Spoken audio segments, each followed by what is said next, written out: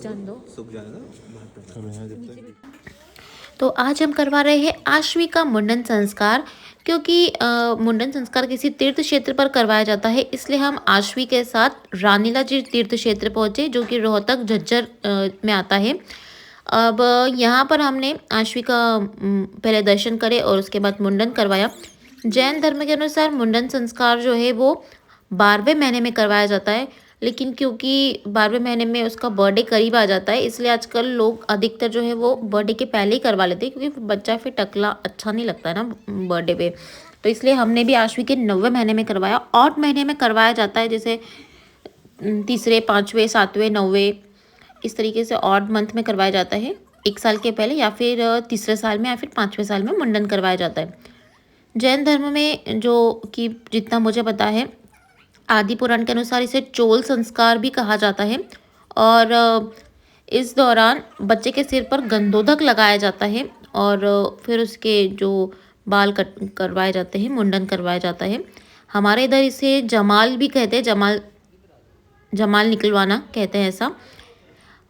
वैसे तो बुआ जो है ये बाल झेलती है, लेकिन क्योंकि हमारे साथ यहाँ पर कोई नहीं था अभी, हम भैया भाभी के साथ गए थे और आश्वी किसी के साथ बैठ भी नहीं रही थी, इसलिए मैं ही इसे गोद में लेकर बैठी थी। और कहा जाता है कि पीले कपड़े पर मतलब ये सारे बाल समेटे जाते हैं। उसके साथ एक हमने रोटी भी रखी थी। कहा जाता है कि इस कपड़े में एक रोटी रख के, और सब जगह का अलग अलग होता है, कोई लोग आटा रखता है, कोई रोटी रखता है। इस तरीके से हमने इस पीले कपड़े में रखी थी रोटी, और यही इसी में बाल इकट्ठा करें। तो 12वें महीने में करवाया जाता है संस्कार शास्त्रों के अनुसार, और सिर पर गंधोदक लगाया जाता है। उसके बाद बच्चे को नहला धुलाकर नए कपड़े पहनाकर उसे मंदिर ले जाते हैं, सिर पर एक स्वस्तिक बनाते हैं और मुनियों का आशीर्वाद दिलवाते हैं। ऐसा मैंने पढ़ा था, और ऐसा महाराज जी ने बताया है कि बच्चे को उस दिन मतलब भगवान के दर्शन के साथ ही मुनियों के आशीर्वाद दिलवाते हैं। तो हम रानीला जी गए थे, हमने सोच के रखा था कि हम किसी तीर्थ क्षेत्र में ही मुंडन करवाएंगे।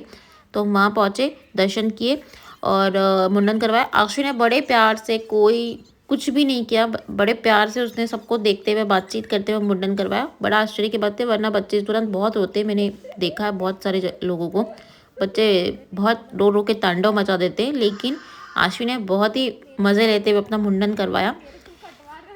और उसके बाद हमने फिर आश्वी को, क्योंकि ठंड थी तो इसलिए हमने उसे नहलाया तो नहीं, पेपर वाइप से गीले कपड़े से पोंछ दिया, दूसरे कपड़े पहनाकर, और वहीं पर वापस से दर्शन करवाए और सिर पर स्वस्तिक बना दिया। इस तरीके से हमने आश्वी का मुंडन संस्कार किया। और ये जो पोटली है इसे खोलकर किसी बहते पानी में बहा दिया जाएगा, और कपड़ा भी साथ में छोड़ दिया जाएगा। पीले कपड़े को नदी में छोड़ देंगे। कुछ लोग जो है इन बालों को ज़मीन के अंदर गाड़ भी देते हैं, लेकिन क्योंकि हमारे यहाँ पर इस तरीके से रोटी सहित इस कपड़े को जो है पानी में बहा दिया जाएगा।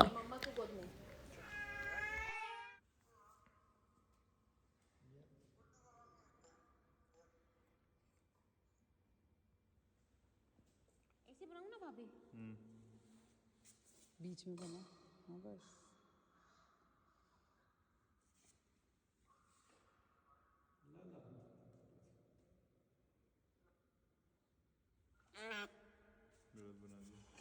क्यों?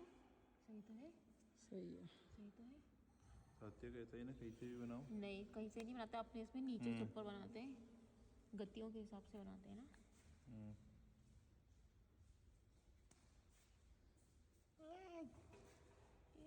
थोड़ा इसलिए ज़्यादा लगाया कि कवर हो जाएगा थोड़ा उसका टकला। यहाँ पे लगा दूँ, थोड़ा ठंडक हो जाएगी। यहाँ लाल हो गया है, देखो पीछे भी लाल हो गया। नहीं, इस पे लगा दूँ, थोड़ा ठंडक हो जाएगी। केसर है, बट चंदन होते ठंडक होती है। चंदन है ना? केसर है। नहीं, केसर नहीं, चंदन है। चंदन चंदन है। इसकी जरूरत नहीं होती है।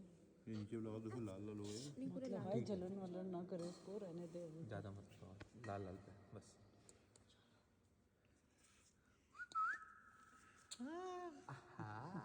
बहादुर बच्ची।